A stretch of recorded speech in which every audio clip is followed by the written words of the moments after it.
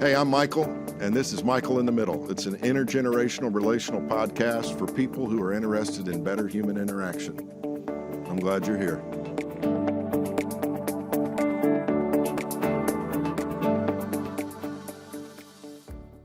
So first up in this series of highlights from season 1 is an episode called Most of All. It was episode 30 with Andrea and Wes Hampton.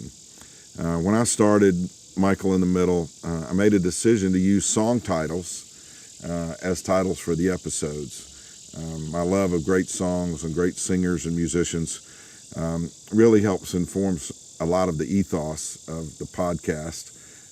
It helps me tap into feelings and sentiment, and I think that's been one of the really fun things for me that has kept it fresh, is to try to come up with a title for an episode that relates to the title of a song. So from episode 30, I talked with Wes and Andrea Hampton. Wes has enjoyed a great career as a member of the famed Gaither vocal band. Andrea, who in her own right is a very gifted singer, is a lady that has basically had to stay near home base with their 4 sons. All of them now in their teens. In fact, one of them a college student at Trevecca Nazarene University where I work. So 4 sons, and maybe a million miles later, 2 things remain constant for Wes and Andrea: their love for God and their love for each other.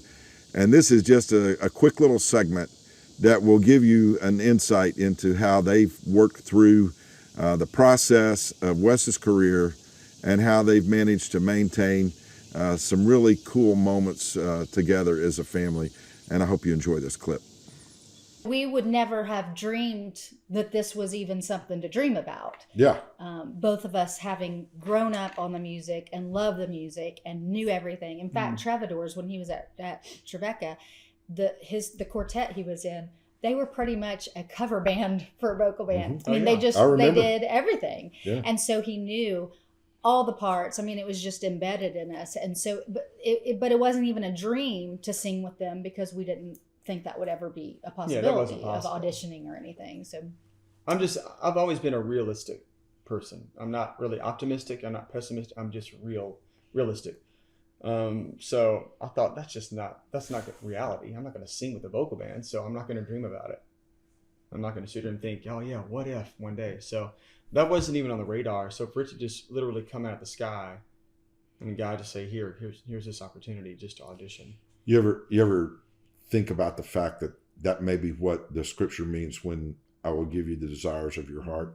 Mm-hmm. It's not so much giving you what you think you want as much as it is God giving you the desires that you should have in your heart for what it ultimately is that you're created to do. He'll fulfill, yeah. That's kind of, yeah.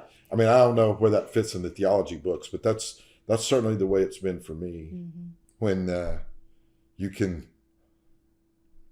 be headed in a direction, and then all of a sudden, God speaks to you. Yeah, get up out of there. This isn't what you're created to do. And that decision made sense. He was smart. He could do it, but it wasn't his passion. Mm. And so, I knew I would have enjoyed it. Well, and sure. I think I probably would have been an awesome doctor. Yeah, I think because I love people, and but that's not what I was supposed to do. Mm. You've still been able to help. I don't know what your specialty would have been, and this may be a little corny, but you know, there's still a lot of work on the heart healing. That's done through. No, what you've done. I'm glad you said that because I go out to my table after every concert. Yeah. During intermission and after every vocal band concert, I'm at my table, and I'm there to talk to people. Yeah. And I hear so many times, this song you sang, whatever it is, really was healing for my heart. Mm. It got me through, the death of my child, or my husband passed away 2 months ago, and this song is all that's all that I've been listening to. That's what's got me through this. So I know y'all know. It's an honor. Yeah, I know y'all know Shonda Pierce. She was on the pod a little while back, and she, of course, she's hilarious, and she was in that episode as well. But she said, usually when I go out to talk to people, they're not They're not there to talk to me about their funny stories. They're there saying Right. that these difficult times that you've been through, when you Yes. were talking about that Mm-hmm. really spoke to me. So Yeah. it's kind of that same thing, and Mhm. you feel like, man, this really is bigger than I am. Right. You Oh, know? it's so Right. much bigger. Because there's times too where I'm just being honest that sometimes it almost becomes routine, Sure. especially when we're out on a long tour. Yeah. And we're tired. Yeah. And some nights, again, being honest, some nights I don't want to go to the table. I'm tired. I don't feel good. Yeah. My voice, was just trash. I thought the last thing I need to do is talk to people. But I go out anyway, and I come back to the bus thinking, I'm so glad I did that. And encouraged. Yeah. Yeah, and encouraged too. Yeah. And I love especially meeting little kids because I know what it meant to me when I was a kid, getting to meet people like Steve Green and Larnell. Yeah. Yeah, it meant the world, especially when they were kind to me and they were engaged and they looked at me. They weren't, over here looking behind, Sure. behind me at someone else. They were engaged. What has been one of the keys for you to be the one who's kind of holding things together at the home base while he's out and people are standing and applauding and all those kinds of things? What's one of the things that's been life-giving for you and all of that? Ultimately knowing, like, respecting what he does and has made me I've never been resentful. Now there's times I think he is eating at a seafood restaurant on the beach and I'm cleaning up throw up from 4 kids. So I mean there's that, but I don't resent the fact that he travels. It's because when you love somebody and they're doing exactly what they would love, I mean, if they could pick what they did for no money, this was what he would do. Yeah. And so when you care about somebody that much and you see them walking in that path, and then it's a God thing too, it helps all the growing pains of having 4 little people at home by yourself. It helps tremendously. But the other thing that has helped is he loves to cook. Yeah. I'm sure at some point we'll talk about that. Yeah. He loves to cook, and he loves making things, but he also likes providing that for us.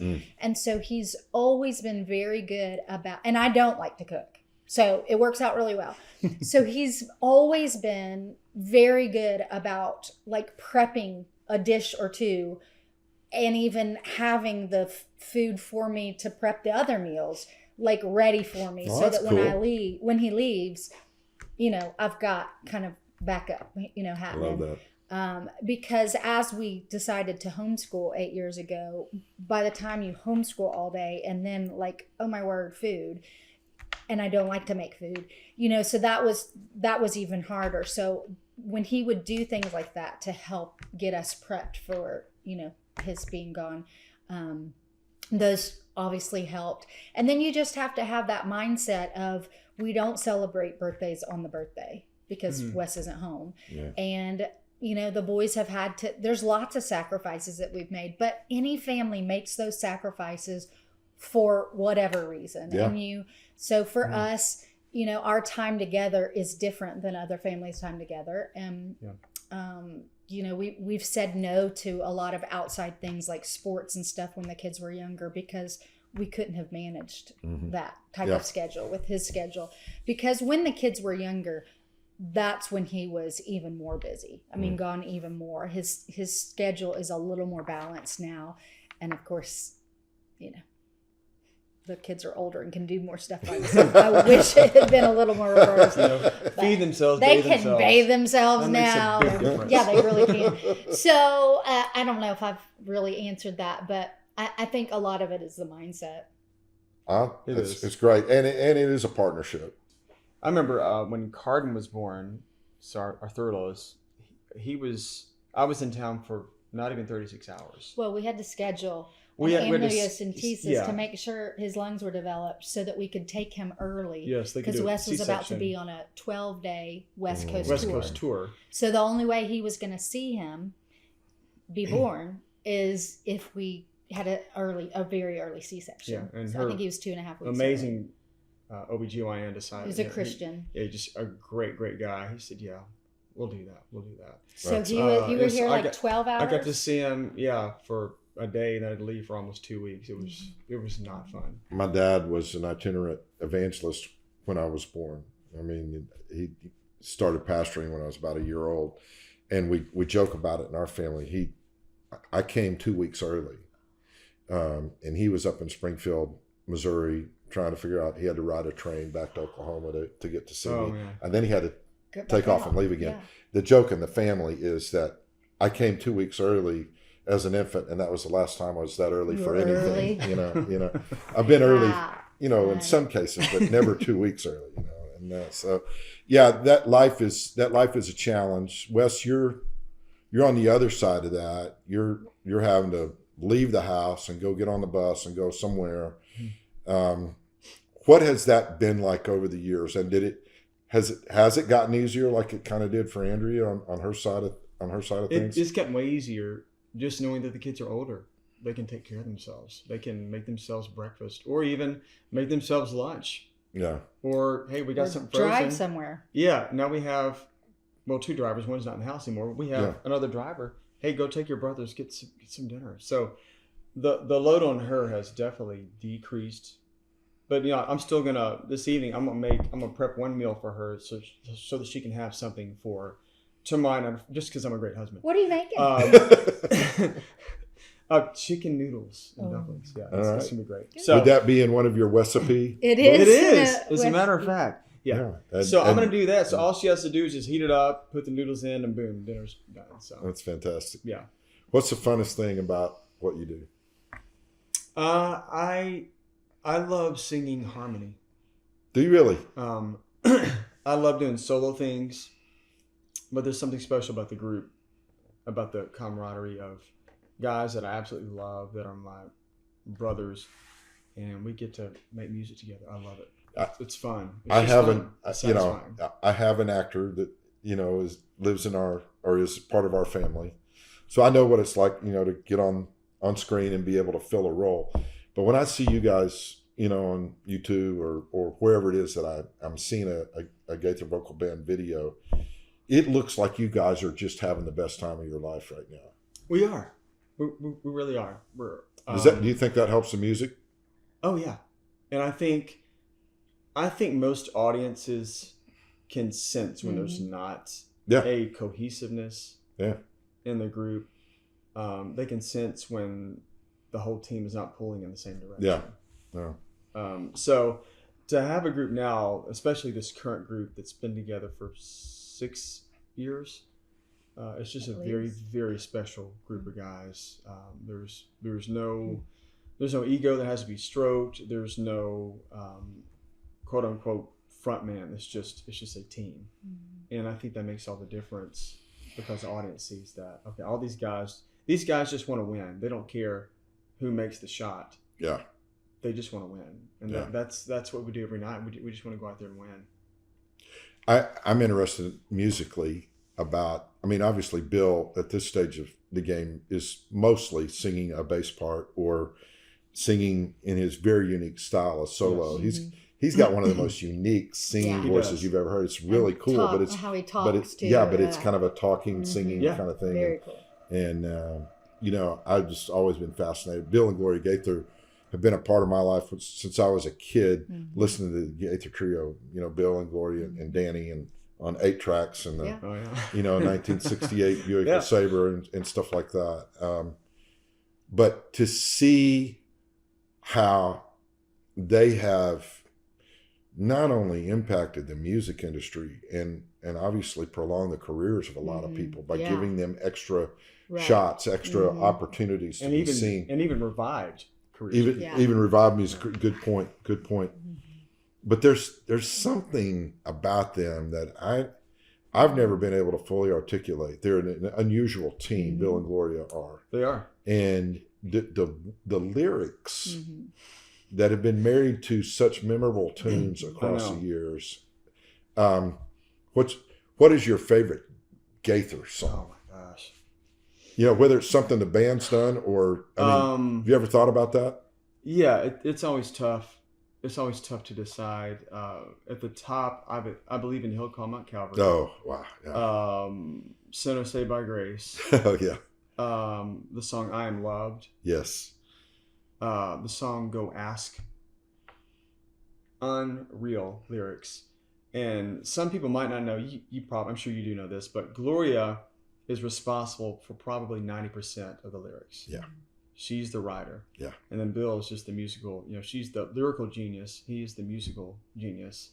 Little fact, Gloria sang in the Gaither Trio for years, but she did not want to. Very much disliked singing. She's never wanted to sing. She doesn't think she's a good singer. Yeah. She lost her hearing in one ear years ago. She was just even more self-conscious about it. But I've always loved her voice. And you were talking about Bill's voice. When Bill was young in the trio, he was amazing. Oh, he yeah. has a beautiful voice. Oh, yeah. And of course, his brother Danny was incredible. Yeah, right. He still sings. People ask, does Bill still sing? Yeah, he does sing. That's he fantastic. Does sing. We have a bass baritone now that does a lot of his more technical stuff. Yeah. Bill he's almost 87. Yeah. It's just difficult to execute that. Sure. But I tell you, he hears everything. Every night he hears every note. If it's wrong, And he lets us know. And it'll be like somebody wasn't on the fourth. You're exactly right. If I had to boil it down, I mean, I grew up, listening to those songs and hearing song evangelists do them at revivals and camp meetings and all that kind of stuff. But I probably will cry, but I'm gonna go ahead and tell you that I think when I hear How Sweet to Hold a Newborn Baby, and feel the pride and joy he brings, a greater still, the calm assurance this child can face on certain days because Christ lives. Yeah. I mean, being a parent, now being a grandparent, and with all the stuff that goes on in this world about how kids can be such just almost throwaway items, and I guess one of the things that I love most about being alive these days and feeling called to do, just as you all are doing, is to be a part of something that in a loving and kind way runs counter to the culture of despair and gloom and doom and just throw away people. There is no person that is not special to God. Right. And I think we've got to get some of that back. I think we got to recapture the joy of what it means to be alive and have a chance to do some of these really cool things that have been given to us. Right. So what's the biggest challenge about still doing what you're doing, and how many years have you been in the band? So as of now, we're taping this in March. As of now, we're right under 18 years I've been doing this. May will be. And we had the conversation when I first. No, this is before I even joined, right? Before this is during auditions. And we said, God, wouldn't it be cool just to get a few years with Bill, just before he stops singing? Just to say you've done it. Yeah, just to be in the vocal band for 2-3 years. I would do it for free. He told them while he was auditioning, I would do this for free. But Bill wasn't there. Bill wasn't there. We just found out I was pregnant with my second. And I was like, don't tell him that. Hey, I've said a lot and done a lot of stupid things. So. But yeah, almost 18 years. It did end up working out. It did work out. So the next highlight I want to share actually came from the 33rd episode of the podcast, filmed back in April of 2023. And here's one of the best ways I can describe it. It just so happens that one of country music's biggest stars is also one of the Oklahoma Sooners' biggest fans, particularly of football. And one of the biggest hits that he ever had included a great hook line. I've always dreamed about living in your radio. How do you like me now? Well, long before he became the radio voice of the Oklahoma Sooners football team and also basketball and baseball, Toby Rowland was one of the all-time easiest guys to like.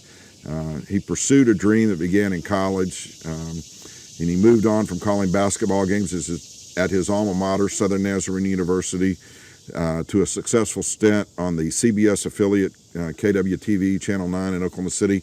And he's had a long-running radio show in the morning, KREF, the Ref Sports Network, which he still is involved with. He did all of that before ultimately landing one of the ultimate dream jobs in all of college sports. I've been friends with Toby for decades. We even worked together some back in the 90s. And here's just a snippet of how he came to be the voice of OU sports. you do a Monday through Friday regular radio show 6 to 9 a.m. Is that right? Yeah, this is it's 19 and a half years now. My co-host TJ Perry and I have done the morning radio show together on a sports radio show in town, and it's 6 to 9 a.m. For You're on is it KREF? Is that right? Is that the call letters? that's right. It's actually a network now. It started out as just a small AM station in Norman, and now we've got a network of about 8 stations around the state that carry us, as well as obviously streaming apps worldwide. And it's fun. For 5 or 6 years, getting up that early was hard. And then, as you probably know, the older you get, your body kind of adjusts.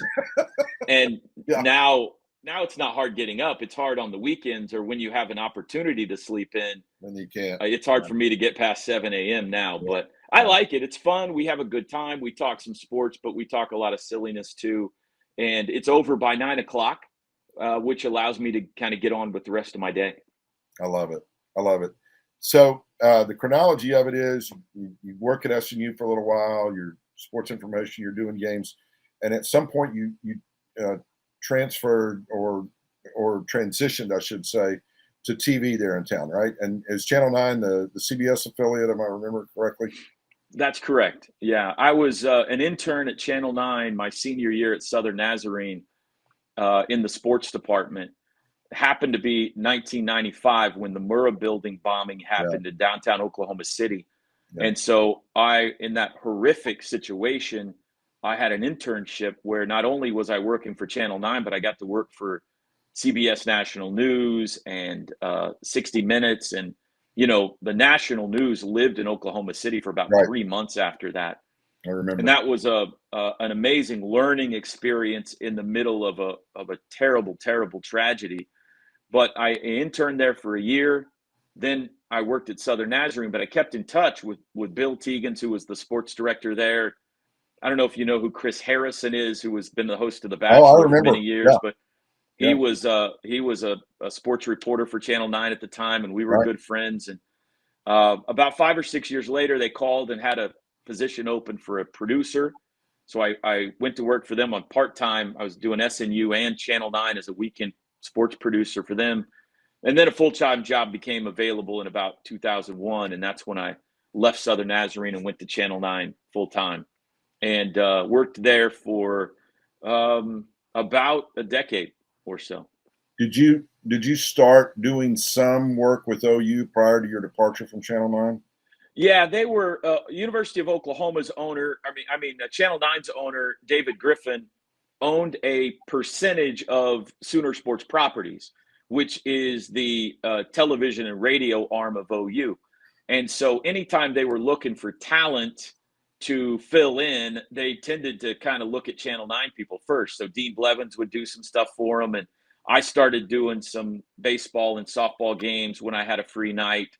Eventually, it led to getting the sideline job with the football broadcast in 2019, which at the time I thought this is the greatest thing. 2009. 2009. Yeah, sorry, 2009. Yeah. And so I was like, I was in heaven. I could have done that for the rest of my life and, been perfectly happy. I was on the sidelines going to bowl games and huge matchups and in the locker room and interviewing Bob Stoops. And Bob Berry Sr. was the play-by-play voice. They call him the legend out here. He's 50 years been calling play-by-play in the state of Oklahoma. So I was happy as a lark. And in my second year on the sidelines, Bob Berry announced his retirement. He was going to retire at the end of the year. Yeah. And I told Jenny, and she said, well, you're going to go for this, right? And I said, sure. It's my dream job. It's the greatest job I could possibly think of in the world. Growing up a Sooner fan, to be the voice of the Sooners, it would be a bigger thing to me, and I'm being honest about this, than being the voice of the Yankees or the Dodgers or any professional sports team. I'm going to go for it. But you got to understand, Jen, like this is a kingmaker of a job. This is Walter Cronkite, Kurt Gowdy, John Brooks, Bob Berry, It's probably one of the top 5 college jobs in America. I've called 5 or 6 years at Southern Nazarene. There's going to be guys from all over the place that are going to want this job who have a much better resume than me. We've got no chance at getting this job. And she said, well, you're going to regret it if you don't try. And so I did a resume tape and let them know my interest. And several months passed and I didn't hear anything. And I just assumed that I wasn't in the hunt. Okay. And one day I got a call that said, hey, can you do a phone interview on Monday? You're one of the 5 finalists to be the next voice of the city. And I said, you're not going to believe this. We got no chance at getting this job. But now we can tell people that we were one of the 5 finalists to be the next voice of the Sooners. I did the phone interview. It went great. They said the next step is we're going to invite the top 3 candidates to campus for face-to-face interviews in a couple of weeks. If you don't hear from us, just assume you didn't make the cut. This is all top secret stuff. 2 weeks pass. I didn't hear anything. 3-4 weeks go by. Nothing. Assumed we didn't get it. Then I get a phone call. Say, can you be on campus Monday morning for face-to-face interviews? You're one of the 3 finalists. I said, honey, you're not going to believe this. We have no chance at getting this job. I'm sure they're just throwing me a bone because I'm the sideline guy and they're trying to keep me happy. But now we can always tell people that we were one of the 3 finalists to be the next voice of the Sooners. She had more faith than I did. She made me go buy a new suit for the interviews.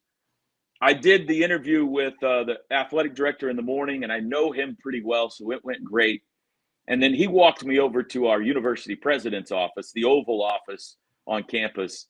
David Boren was our president at the time, who used to be the head of all national security in the United States. He was the governor of the state. He was a senator for many years. And I have never talked to David Boren in my life. And I walked into his office. He knew everything about me the minute I walked in. He knew my parents. He knew every professor I'd ever had at Southern Nazarene. He knew my family's names. He knew everything about me. We had about a 90-minute conversation about the job, about the history of OU football. It was great. It was like chatting with a good friend. It went tremendously. And after about 90 minutes, he looked at his watch and he goes, oh my, I got to let you go. Henry Kissinger is coming over the house tonight and I got to get home to make sure everything's okay. I said, Mr. President, that's the first and last time anybody's ever going to tell me they got to let me go because Henry Kissinger is coming over the house. But I left David Bourne's office.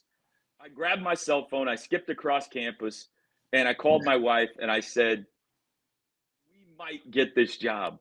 And she said, don't get your hopes up. And about 3 days later, we got a call offering us, said, we're calling to offer you the job as the next play-by-play voice at the University of Oklahoma. And that was 12 years ago now. And I still get emotional thinking about it. I cried like a little baby. I was home alone.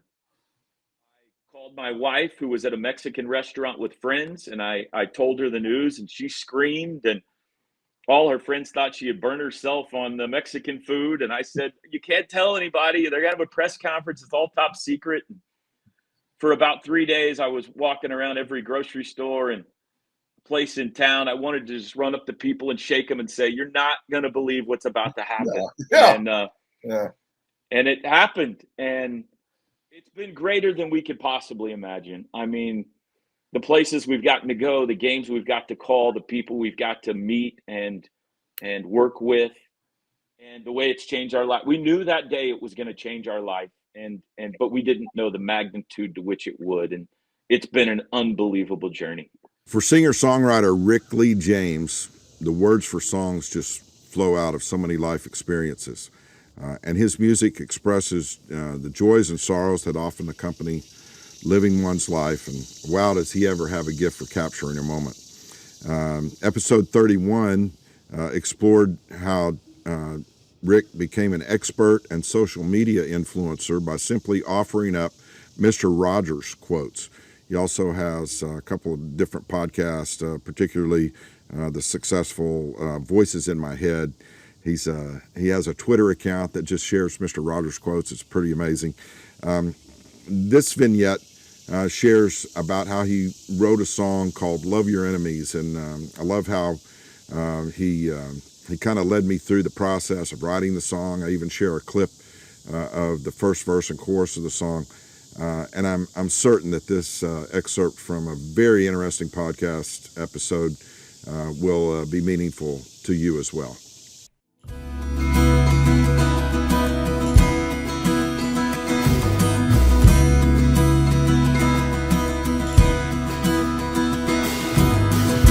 God has made this declaration through His Son, the Prince of Peace. If we will enter in His kingdom, we must love our enemies.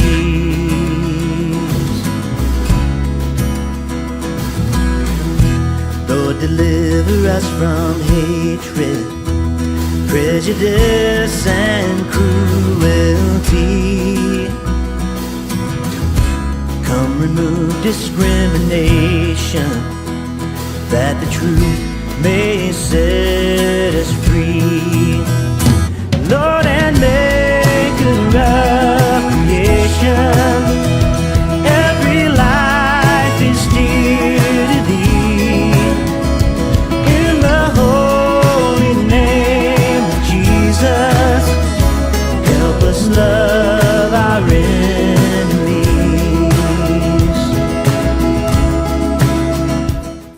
So, Rick, when I first started thinking about this podcast idea, it was actually sort of a part of a progression of things that I've been thinking about for a long time. I mean, emotionally, dispositionally, I often have found myself in between people, you know, on the edges, you know, or polar opposites or extremes, or find myself being friends with people who aren't friends with each other, and things like that. And so, you know, there's nothing heroic in any of that. It's just kind of how I've found myself. The band, who's in that room with you that wasn't sure they wanted to be together? Yeah. Well, the band was mostly made up of people from my church back in Springfield, Ohio. They're not the ones that are playing on the album. Yeah. On the album, most of the musicians, I played several of the instruments, and then the ones that were not me there's a band called Brothers McClurg, which are really great out of New York. And I recorded it in their studios, Old Bear Recording Studios. Nice. And so it was kind of a different sort of flavor. And Old Bear and them, they actually were just a part of this, producing this new Rich Mullins album that just came out, Bellsbird, with UTR Media. So there's a lot of intersect with like people in Nashville and my friends in New York and kind of everybody all And you're together. right there in the middle of it in Ohio. Right there in the middle of it in Ohio. So we had a different crew in the studio, and then we had in the video, but everybody learned their parts and came in and played, and it was a great way, and it gave some ownership to everybody too. I feel like when we did it, You know, getting in the middle of things like this, and I'm obviously, because of the name of the podcast, but also just my own natural bent toward things, being in the middle of a situation or being in between two extremes in terms of schools of thought and all of that, that's not a lukewarm stance. You know, I mean, I know like the biblical admonition from Jesus, I'd rather you be hot or cold. You know, I think it takes a lot of resolve sometimes to be in the middle of people, in the middle of situations. And there has to be some sort of ballast there, you know, to use a term from, you know, being out on the water. And if you don't have that balance in the middle, the thing that helps keep you afloat, you know, you can take on water from one side or the other. You know, that's true. I think it takes a lot of commitment to try to stand in between situations and people, and whether that's been your intention or not, the messages of your music seem to have indicated that's kind of where you find yourself a lot of times. You know? Well, thank you for that. I think I do, and you know, it's not even always.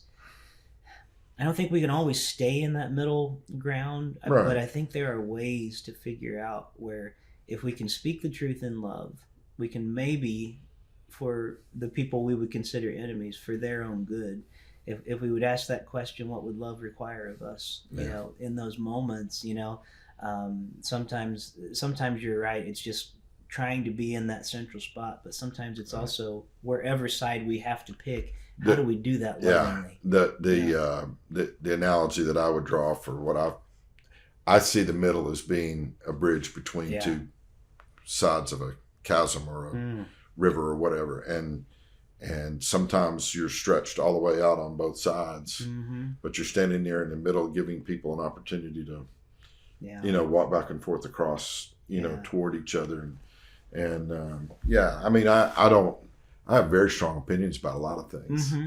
I try to never let those get in the way of an opportunity to have a constructive conversation about any issue, But I mean, and I do get accused sometimes of being, a little bit wishy-washy or whatever, because I'm trying to be in that place. But love our enemies is a great and wonderful message, and I appreciate it very much. Had the great opportunity to be in Tampa, Florida during a youth conference where Dr. Gary Morse was serving in leadership with the wellness team at Nazarene Youth Conference. About 10,000 people there, 9,500 or so teens, and watched him and his team in action as they took care of folks in that way. Gary Morse has been taking care of people for a long time. He's a medical doctor with a sincere heart of love for the world and an adventuresome soul that has seen most of the world. In episode 39, Gary and I talked about, just so many interesting things. I decided that I would share with you a clip about how his compassionate ministry organization, Heart to Heart, was founded. And I'm telling you, it's just amazing. A few minutes cannot begin to describe what a fascinating person Dr. Gary Morse is, but I think you'll get a feel for it here in this clip. So I organized Rotary projects, and each of them, unbeknownst to the Rotary leadership, my committee was all Nazarenes, friends in the Rotary Club. Yeah. And what we did is we asked Working Witness and the missions, Nazarene missionaries, what project would be helpful, would help you. Now, we can't build churches, but we can build a school or a clinic or remodel one. And so that's what we did in Belize and then in St. Croix. And it was after that second project, Rotary said, Gary, would you lead a third project, another year? And I said, you don't need me. You guys have it figured out. You've got the template. I said, however, I would be happy to lead a project if it goes way beyond this Rotary Club.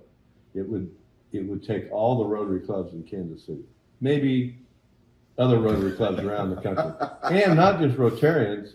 This is where my inclusivity comes in, like you. Yeah. I want to involve Kiwanians, members of Kiwanis and Optimists and JCs. Yeah. Those were the big clubs, and they were all kind of competitors. Oh, yeah. And I said, let's all come together. And they thought, wow, yeah, okay, well, and where would you do that project? Where would you suggest? I said, either Vietnam or Russia. And they said, Vietnam or Russia? Why would you pick those? I said, they're our enemies. And we still haven't, the war's still going on in our minds. In Vietnam, we had an embargo. And I said, in Russia, our president, Ronald Reagan, told us, said it's the evil empire. And the Bible says, love your enemies. So they said, we can't do Vietnam. It's too raw. We got, some of us have kids and nephews who were killed there. We can't do Vietnam. So I said, okay, it's Russia. And so their first project, called the Heart to Heart Airlift, was really a Rotary project, pure Rotary. Oh, my word. And we got a C-5 Galaxy cargo plane, Air Force cargo plane, approved by the Department of Defense, flew to Olathe. We actually have an airport in little Olathe. It was a former Navy base. And that plane was filled with 75 tons of donated medicines.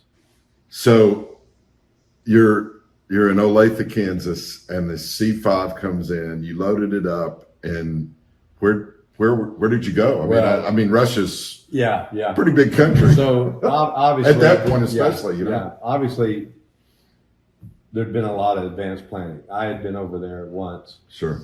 My only other non-Rotarian involved who worked for me in my medical practice was a lady named Barbie Moore.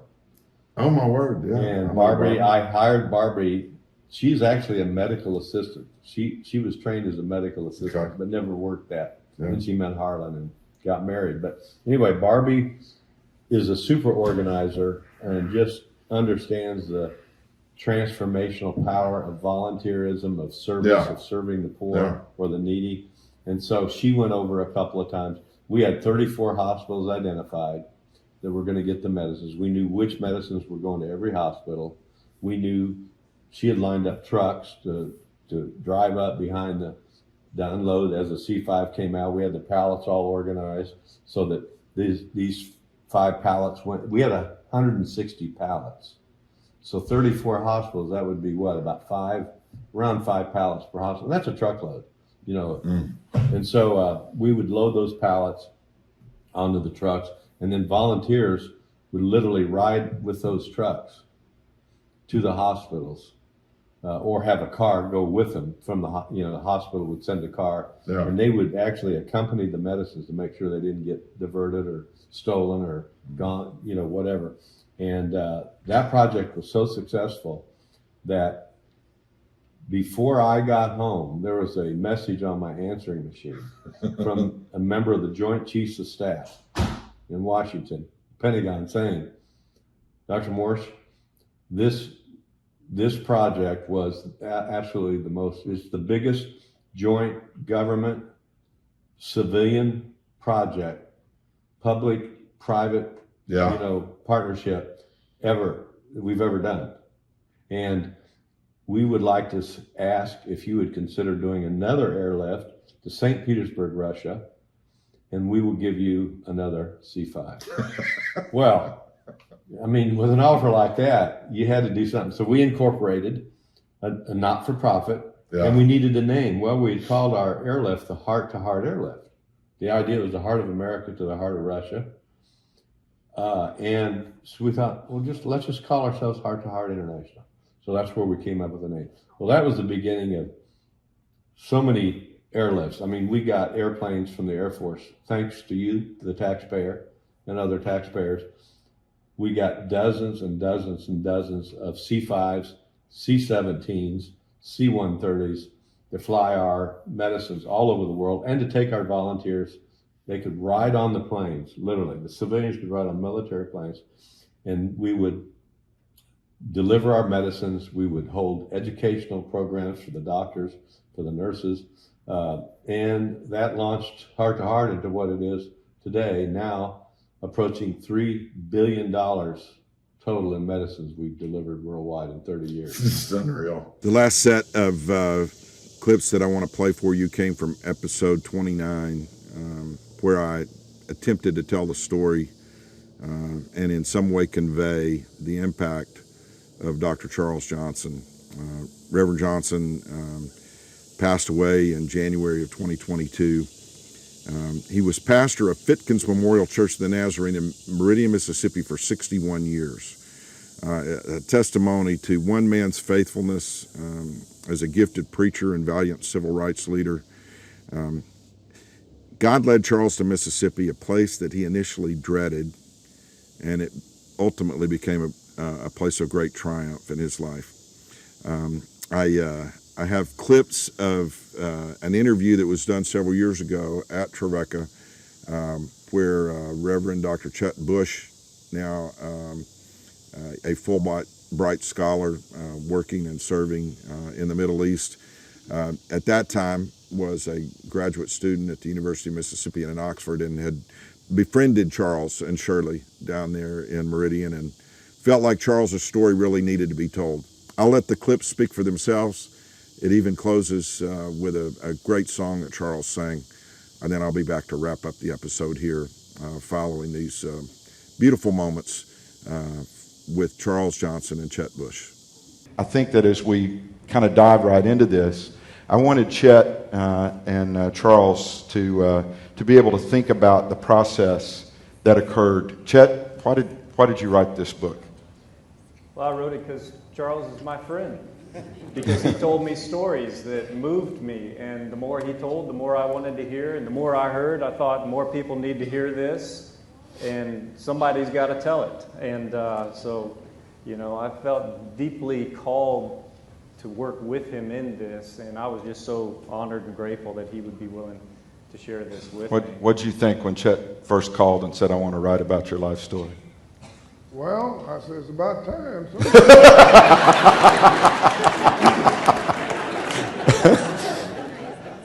In the very first chapter, you dove right into the story. You just didn't start chronologically. You took us right to the courtroom in Neshoba County there in Philadelphia, Mississippi area. Talk a little bit about why you set it up that way. I will, and as I do that, I'm going to invite Charles to kind of communicate in that too. The reason I jumped there is because there's such a high-profile event. It's such a landmark moment in Mississippi, and our dear pastor was right there. And just to kind of help you understand what is going on, let me set up the scenario, and then I'll invite your response. It's October 8th, 1967, Meridian, Mississippi, federal courtroom. Brother Charles has been in a privately guarded room. He's been able to look out the window and see the American flag whipping in the sky in front of the federal courtroom. And across the street in front of the barbershop, he was able to see a Confederate flag that someone else raised up just for that case. It was a case in which 3 activists, 2 white men, 1 African-American native of Meridian, were working on a voter registration center. A church had been burned in Philadelphia, Mississippi. They had gone there just to inspect the remains and see what was going on and talk to the community, and during that trip lost their lives. And so 2 of those were good friends of Brother Charles. He was called to the witness stand, and I want to set up the scenario. You are called next to a judge who's known for not leaning toward civil rights. You are called in front of 18 defendants who the gamut include the imperial wizard of the White Knights of the Ku Klux Klan sitting right next to the deputy sheriff and the sheriff of the next county over. Guys are showing up with cigars and cracking jokes. One guy's in his pajamas and bathrobe. They were making a complete joke of it. They thought it was a complete snow job. What are you thinking as you sit there and look out and see this? I was thinking, well, once again, we'll go through the motion and nothing would be done. Because a life of a black man in that time wasn't worth a dime. In other words, he could be killed, and next thing you know is he resisted arrest, or he lost his mind and attacked the police officer. And here I was seeing the charade go over again. And this time I thought, surely we're just in the midst of another charade, and nothing would be done in the state of Mississippi, because we were right across the street from the barber shop where the police officer came out to kill me the first day I was here. Your first day in Meridian, you drove into town, you found the church, parked your car, wrote a letter to your DS, said, I made it, and so you head over to the federal courtroom, which is also the federal post office, the post office in town. So the same location where you were in the courtroom is the same location that your first day in town, you drove up, did a quick little U-turn into a parking spot, and what happened when you got out of the car, your first day in Meridian? When I got out of the car, police officer came out. Well, the first thing is, I didn't understand that angle parking. I never had, we didn't do it in Orlando, West Virginia, so I didn't understand that. And as a result of that, when you're going east, you park to the right. When you're going west, you park to the right of that time. But I was going east, and I saw a place over on the other side which I could get because nobody was going in it, so I just whirled around, and instead of going to the right there, I whirled around and went right, parked right in front of the courthouse. Thought I had it made. But about that time, a police officer came out of the barber shop, cursing as he walked, calling me all kinds of blacks, everything but a child of God. And he came over, and here I am, startled, thinking, what's going on? What have I done? You don't park, you don't do that kind of stuff here in Mississippi. Where you come from, you may do it, but you won't do it here. And I wonder, he had looked at the tag of my car and saw that I had a South Dakota tag. And during that time, if you were a black coming through town with an out-of-state tag, you were tagged yourself. And that, as a result of that, I didn't realize it was that bad, but he thought I was one of the agitators, as they say, coming in to help cause problems, as they call it. And so he walked over to me, cursing me, and he had a .357 Magnum. That's the first time I saw one, and didn't want to see it again, but it happened. He came over to me, cursing me, and said, I'll blow your brains out. You so-and-so, so-and-so. And began to lift that gun. And here I am, an American, standing under the American flag waving over my head. And, you know, here I couldn't understand. And as he began to lift that gun, he said, I'll blow your head off. And all of a sudden, and I stood there ready to die, because I know that was it. I know nothing would be done about it. I just resisted arrest or something, made a wrong turn, whatever happened. And as a result of that, all of a sudden, as he began to lift that gun, said, I'll kill you. And something came over him. I know what it was. Hallelujah. Praise God that he's real. The power of God is real. The Holy Spirit is real. Glory to God. It's real. It's real. And all of a sudden he looked at me like he had seen a ghost.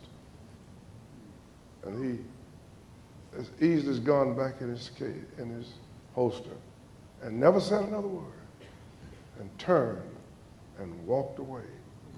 While his group in the barbershop hollering, kill him. But he was walking back toward them because God had kept his promise. I'm with you always. Tell Miss Johnson, love this song. I'm glad that God made me.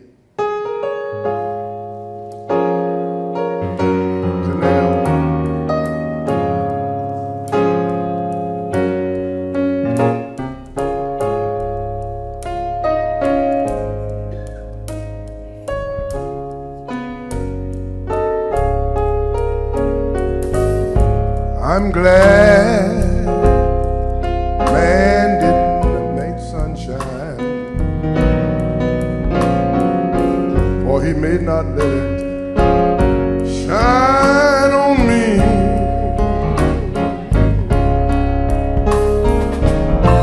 I'm glad man didn't make raindrops, for he may forget the grain. Oh, I'm so glad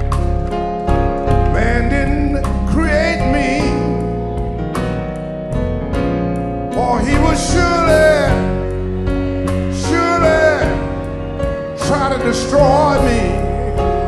Oh, that's why I'm glad. Glad, glad, glad, glad, God made me.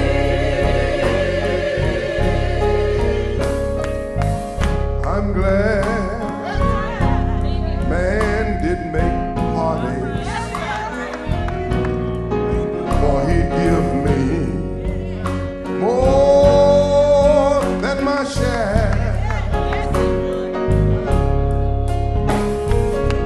I'm glad man didn't make teardrops,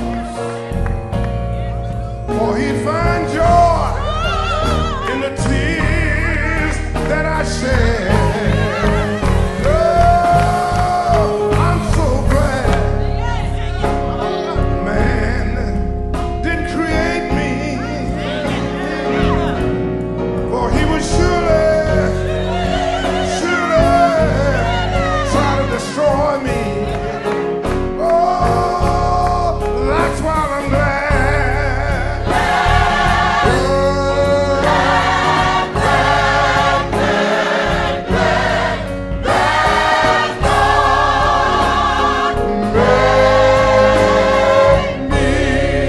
He made me in his image. He made me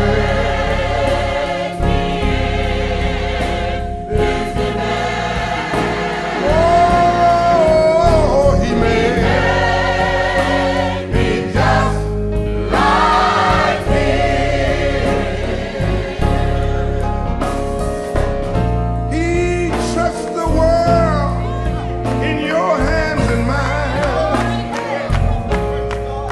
but he promised, come see about his child. Oh, he gave me wisdom and knowledge.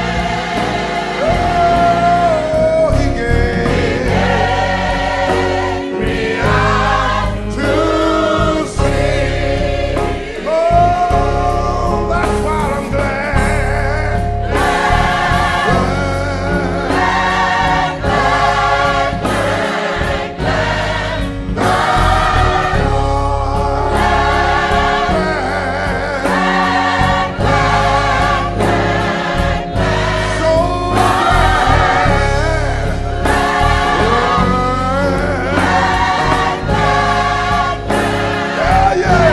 I'm so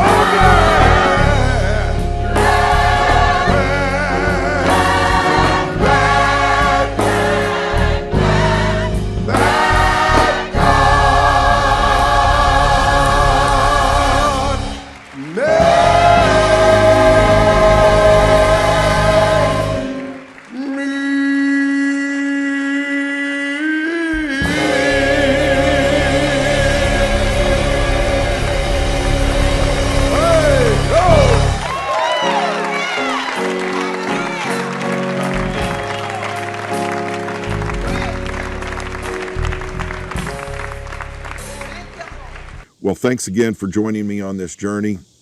If you've been with us from the very beginning, or you're just hopping on the train for the very first time, you will know by now that there's a desire to see something good happen in the world. And the main hope that I had for this podcast is that it would inspire listeners to get out there in the middle of doing something good for someone else, because I truly do believe that as we engage ourselves in acts of kindness and goodness on behalf of other people, that the world will not only be a better place, but our lives will be the better for it as well. I'm so glad you're here.